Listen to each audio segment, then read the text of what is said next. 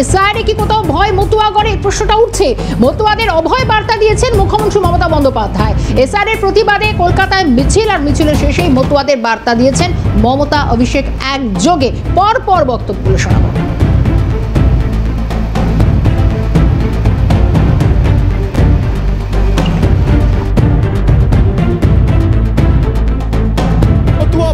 রাজবংশী ভাইয়েরা এদের ফাঁদে পা দেবেন না।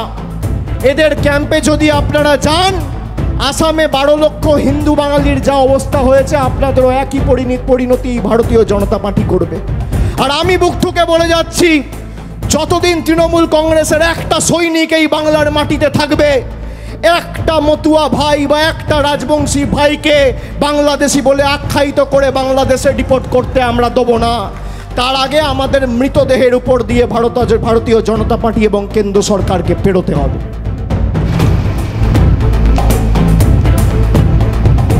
এবং যে বিষয়গুলোর সামনে আসছে, আমি যাবো আর একবার সুবীরের কাছে। সুবীর রয়েছেন আমাদের সঙ্গে মণিময়।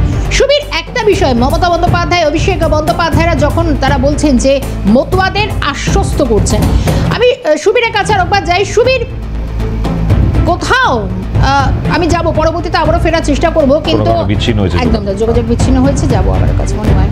একদম একদম আমরা যেটা শর্মিষ্ঠাও বলছিল, মানে কোথাও একযোগে গতকাল লাগাতার অভয় বার্তা দিয়ে গিয়েছেন, এবং অভিষেক বন্দ্যোপাধ্যায় যেমন দিয়েছেন কড়া ভাষায়, একই সঙ্গে দাঁড়িয়ে এই অভয় বার্তার পাশাপাশি মুখ্যমন্ত্রী মমতা বন্দ্যোপাধ্যায় তিনিও বলেছেন, অর্থাৎ এই অভয়বাড়ির সঙ্গে সঙ্গে এই ঠিক জায়গায় সিএএ, যেখানে বলা হচ্ছে যে টাকা পয়সাও নেওয়া হচ্ছে কোথাও কোথাও, সেই অভিযোগ মমতা বালা ঠাকুর তিনি নিজেও করেছেন।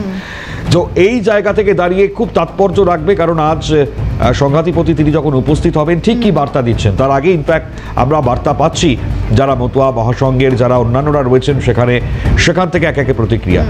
এখন আরও এক গোষ্ঠী যার প্রতিক্রিয়া আমরা পাচ্ছি মতুয়া মহাসংঘের, ঠিক এই জায়গা থেকে দাঁড়িয়ে অন্যান্যরা কি বলছেন সেটাও শোনাই আপনাদের। শুনুন।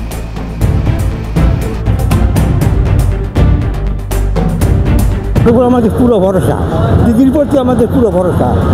দিদি আশ্বাস দিয়েছে, আমরা ওইটাই বিশ্বাস করে বসে আছি। আমরা সম্পূর্ণটা বিশ্বাস করছি। আমরা বাংলা ওপার দেশের থেকে এসেছি, মানে নিপীড়িত হয়ে মেয়ে ছেলেদেরও সম্মান গেছে, আমাদের মারধর করে এই দেশে আমরা চলে এসেছি। আমরা এদেশের থেকে যদি আমাদের সরকার তাড়িয়ে দেয়, আমরা যাব কোথায়? আমরা তো সেইখানেই আছি। আমরা 100% বিশ্বাস আছি। কালকের যে মমতা ব্যানার্জি ধর্মতলার বুকে যে সমাবেশ করেছিলেন, সেখানে প্রচুর দল এবং দলপতি গোসাইদরা উপস্থিত ছিলেন। সেই মঞ্চে মমতা ব্যানার্জি একটা বার্তা দিয়েছেন যে আমি যতদিন আছি, একটা মতুয়া, সে নমশূদ্র হোক, সে তফসিলি হোক, সে আদিবাসী হোক, কারো ভোটার নাম বাদ যাবে না। একদম 100% আমরা বিশ্বাস করছি। মমতা বলা গোষ্ঠী তাদেরও বক্তব্য আসে, কিন্তু বিষয় হচ্ছে এসআইআর আবহে নাগরিকত্বের আবেদন মতুয়াদের ভুল বোঝানোর অভিযোগ তুলছেন খোদ মমতা বন্দ্যোপাধ্যায়। এরই মধ্যে চলছে আবার বিজেপির সিএএ শিবির। ঠাকুরনগর ঠাকুরবাড়িতেও চলছে এই ক্যাম্প, এবং যেখানে সিএর জন্য আবেদন করা হচ্ছে আগে থেকেই ভারতীয় নই। তাহলে কি জানিয়ে দিচ্ছেন মতুয়াদেরই একাংশ? একদিকে এটাই এখন প্রশ্নের মুখে হচ্ছে, প্রশ্ন উঠছে, কারণ এই যে ক্যাম্প দেখছি মনিময় আমরা এখানে, এটা আবার সিএ ক্যাম্প, কিন্তু তাহলে প্রশ্ন হচ্ছে যে এই ক্যাম্পের প্রয়োজনীয়তা কি? আগে থেকেই কি তাহলে ভারতীয় নই জানিয়ে দিচ্ছেন মতুয়াদের একাংশ? কারণ কিছুক্ষণ আগে আমরা দেখলাম মমতা বালা ঠাকুরের নেতৃত্বে বা তার উদ্যোগে যে অনশন কর্মসূচি শুরু হয়েছে, এবং সেখানে কিন্তু তারা বলছেন যে আমরা আমাদের নাগরিকত্ব প্রমাণ করব কিভাবে, কেনই বা করব, নতুন করে আমরা কোনো ফর্ম ফিল আপ করবো না, তাদের এই অনশন কর্মসূচি শুরু হয়েছে। তাহলে প্রশ্ন হচ্ছে কেন এই নাগরিকত্বের আবেদনে সিএএ ক্যাম্প? এক্স্যাক্টলি তাই, আর এটাই তো বড় প্রশ্ন। মানে একদিকে দাঁড়িয়ে যখন রাজ্যের মুখ্যমন্ত্রী সহ লাগাতার যে বক্তব্যগুলো গতকাল তিনি দিয়েছেন, একই সঙ্গে দলের তরফ থেকেও যে বক্তব্য সামনে এসছে, অভিষেক বন্দ্যোপাধ্যায় যেমনটা জানিয়েছিলেন, ফলত এই ক্যাম্পও কিন্তু আবার কোথাও না কোথাও গিয়ে একটা বিরূপ প্রতিক্রিয়া তৈরি করছে মানুষের মধ্যে। সেক্ষেত্রে দাঁড়িয়ে বিজেপি যাই বলুক না কেন, এক্ষেত্রে এই প্রশ্নটার কিন্তু কোনো উত্তর এখনো পর্যন্ত পাওয়া যায়নি। তো এই মুহূর্তে শান্তনু ঠাকুর এই প্রসঙ্গে কি জানিয়েছেন একবার শোনাই আপনাদের। हाँ ये मतलब हिंदू कार्ड और मতুয়া कार्ड নাগরিকত্ব নেওয়ার জন্য সিএ রাও का हाँ सीए राव का। তাহলে আপনি কি नागरिक नয় তো এই জানে, আমরা কি বলবো, মানে নাগরিক নয় বলে নাগরিকত্ব পাওয়ার জন্য অ্যাপ্লিকেশন করবেন? হ্যাঁ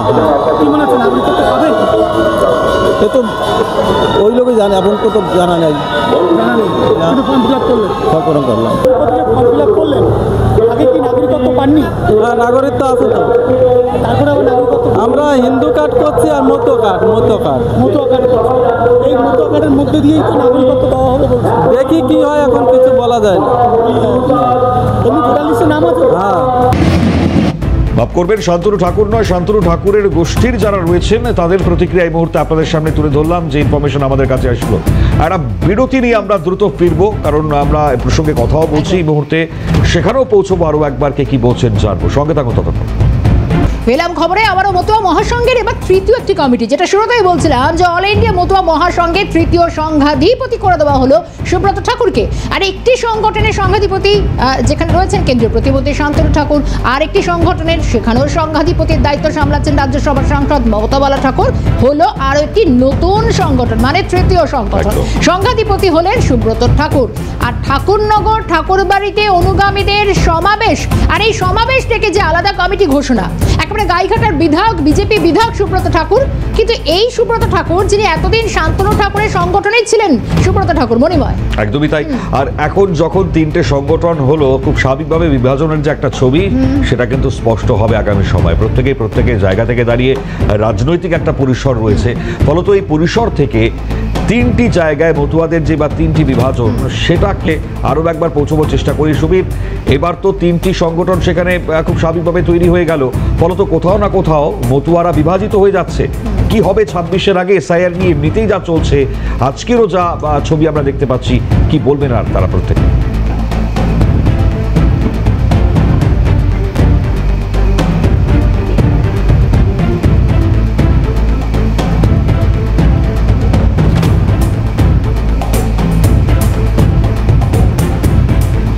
সুবীর, শোনা যাচ্ছে আমার কথা? সুবীর, যদি শুনতে পাও, যদি একটু জানাও আমাদেরকে, যে শান্তনু ঠাকুরের সংগঠনে সুব্রত ঠাকুর ছিলেন, এবার তারও একটা সংগঠন আসলো, ফলত কতটা বিভাজিত হতে পারে মতুয়ারা ক্ষেত্রে?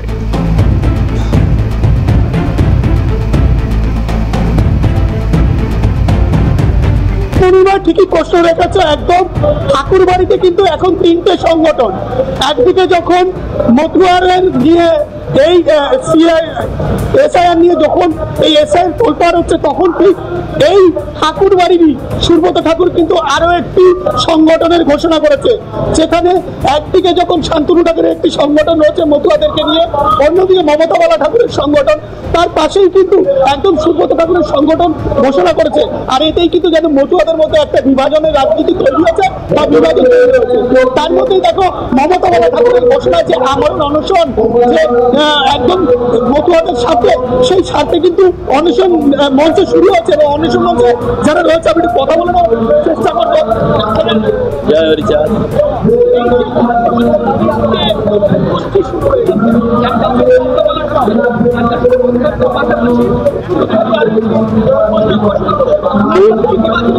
আমাদের কোনো বিভাজন নেই। মূল ঠাকুরের রেজিস্ট্রেশন নাম্বারটা আছে অল ইন্ডিয়া মতুয়া মহাসংঘ, সেটা একমাত্র মমতা ঠাকুরেরই আছে।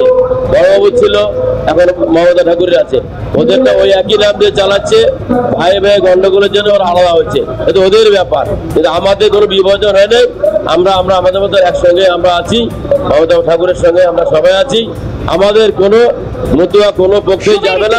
তোমায় থামাচ্ছি। তৃণমূল নেতা আইনজীবী বৈশ্বনাথ চট্টোপাধ্যায় রয়েছেন আমাদের সঙ্গে। বৈশ্বনাথ দা, আজ থেকে, যেখানে গতকালই মমতা বন্দ্যোপাধ্যায় বলছেন যে মতুয়াদের ভুল বোঝানো হচ্ছে, কিন্তু আজ থেকে দেখা গেল মমতা বালা ঠাকুরের নেতৃত্বে মূলত মতুয়ারা তার আজকে অনশনে বসছেন, অনশন শুরু হয়েছে। আবার নতুন করে আরো একটি কমিটি করা হলো, নতুন করে এই গোটা বিষয় কি বলবেন? এটাই বলবো যে ভারতবর্ষে এই যে বিজেপি আরম্ভ করেছে, দেশে মানুষকে তাদেরকে বিদেশি বানানোর চেষ্টা, ঘুষপেটিয়া বলে আর অনুপ্রবেশকারী বলে, এবং মানুষকে যে নাগরিকত্ব নিয়ে যে খেলা খেলছেন ওনারা, এটা অত্যন্ত অন্যায় ও গর্হিত কাজ করছেন। আর মতুয়া ভাইদের কাছে এইটাই আমাদের বার্তা, যে মতুয়া ভাইদের একজনেরও নাগরিকত্ব বিজেপি নষ্ট করতে পারবে না। বিজেপি একটা ষড়যন্ত্র করছে, চক্রান্ত করছে, যে কি করে বাংলায় এই ধরনের মানুষকে, তাদেরকে নাগরিকত্ব নিয়ে তাদেরকে একটা প্রশ্নের মুখে, তাদেরকে দেশের বাইরে পুশব্যাক করে বার করে দেওয়া যায় ফরেনার প্যাক লাগিয়ে। এটা বিজেপির হলো গেম প্ল্যান, এবং সেই গেম প্ল্যানটার বিরুদ্ধে দেশের সমস্ত বিজেপি বিরোধী রাজনৈতিক দল প্রতিবাদ করেছে। আর তার প্রধান হলেন মমতা বন্দ্যোপাধ্যায় এবং অভিষেক বন্দ্যোপাধ্যায়। কালকে আমরা বলেছি, আমরা চ্যালেঞ্জ নিয়েছি যে একজন মতুয়া ভাইকেও যদি তারা বা একজন দেশের কোন নাগরিককে, বৈধ নাগরিককে তারা যদি জোর করে বার করে দেওয়ার চেষ্টা করেন, তা আমরা ছেড়ে কথা বলবো না। মতুয়া ভাইদের বলবো, আপনারা ঐক্যবদ্ধ থাকুন, মমতা ব্যানার্জির উপর বিশ্বাস রাখুন, অভিষেক ব্যানার্জির উপর আস্থা রাখুন। আপনাদের সঙ্গে আমরা আছি, আমরা ছিলাম, আগামী দিনেও আমরাই থাকবো। বিজেপি নির্বাচন আসতে মাথা চাড়া দেয়, তারপর কোথায় ভ্যানিশ হয়ে যায় কেউ জানে না। আপনারা আমাদের উপর বিশ্বাস রাখুন, এটাই আমি ওনাদের অনুরোধ রাখবো। ধন্যবাদ বৈশ্বনাথ দা। তৃণমূল নেতা আইনজীবী বৈশ্বনাথ চট্টোপাধ্যায় ছিলেন আমাদের সঙ্গে। মনিময়, আমরা একটা রিয়াকশন পেলাম। এবার বিষয় হচ্ছে সুবীর রয়েছেন আমাদের সঙ্গে। সুবীর, একেবারে শেষ প্রশ্ন রাখার চেষ্টা করি তোমার কাছে। বৈশ্বনাথ দাও যেটা বললেন, এবং সঙ্গে মমতা বন্দ্যোপাধ্যায় গতকাল বলেছিলেন যে অন্তত কেউ ভয় পাবেন না, মতুয়াদের পাশে। মতুয়ারা যারা এই মুহূর্তে অনশনে বসেছেন, তারা কি আশ্বস্ত হচ্ছেন? মমতা বন্দ্যোপাধ্যায়ের পাশে রয়েছেন তারা?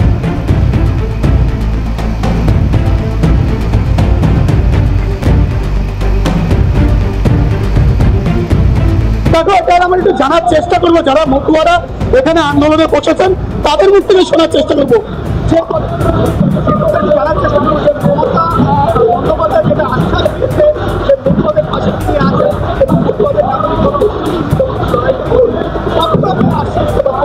আমরা একদম সম্পূর্ণভাবে আশ্বস্ত যে মমতা ব্যানার্জি যেটা বলেছেন এবং মমতা বলা ঠাকুর যেটা বলছেন, বা আমাদের বিনাপানি মা যেটা বলছেন, একই কথা, যে ওপার বাংলা থেকে যারা আসছে, যারা তিলে তিলে করে voter I card, ration card সব করেছেন, এই ভারত সরকারই দিয়েছেন।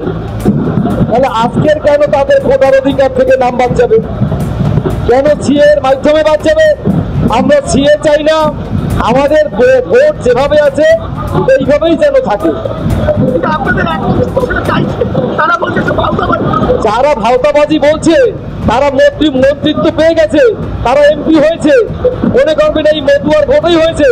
আজকে তাদের গদি বাঁচাবার জন্য তারা এইসব কথা বলছে। বোঝা গেল, অর্থাৎ তারা আশ্বস্ত এবং রাজনৈতিকগত যে জায়গা সেটাও তারা স্পষ্ট করছে। ধন্যবাদ সুবীর, সরাসরি থাকবার জন্য। সবাই নেই শেষ করবো 0 আওয়ার। আমি আর শর্মিষ্ঠা বিদায় নিচ্ছি।